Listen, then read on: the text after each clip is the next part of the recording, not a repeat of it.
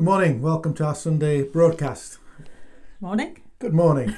Well, I don't know what kind of a week you've had. We've had quite an interesting week. We're having a new roof put on the house, and on Wednesday evening, although they've taken all the tiles off, they've put a membrane on the roof, just looking at it now.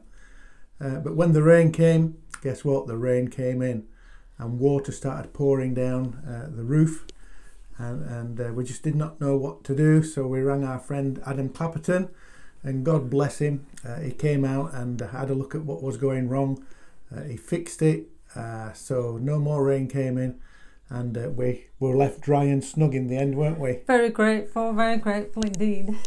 But in all these things we know that we can trust the Lord as well as we can rely on our friends, and so it's great that we're together as one church and one family.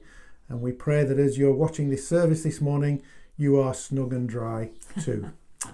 Got one or two things differently this morning. I'm going to do a shorter sermon. I'll explain why later in the service. And we're going to have communion. So if you haven't got your bread and your wine prepared now, in the next little bit of worship, that's the time to do that. And then we're going to, towards the end of the service, try and have an extended time of ministry. Now, it's very hard trying to do prayer ministry, praying for you when we're not there with you, but we're going to try and do our best. And so we do ask this morning that you try and follow the whole programme through from beginning to end, because that way you'll get the most out of it. Margaret. Right, so this morning's thought before we worship is one from Romans.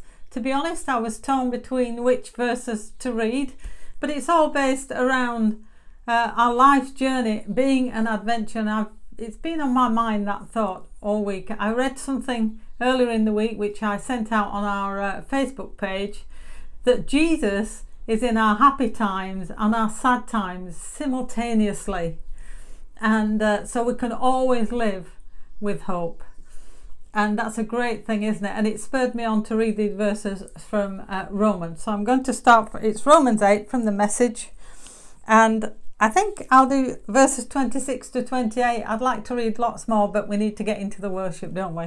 Amen. So this is what verses 26 to 28, chapter 8 of Romans says. Meanwhile, the moment we get tired in the waiting, God's Spirit is right alongside, helping us along. If we don't know how or what to pray, it doesn't matter. He does our praying in and for us. Isn't that a great thing? Absolutely That's fantastic. amazing. I love that sentence. I often don't know what to pray. That's right. Making prayer out of our wordless sighs. I understand that one. Our aching groans. He knows us far better than we know ourselves, knows our pregnant condition, and keeps us present before God. That's why we can be so sure that every detail in our lives of love for God is worked into something good.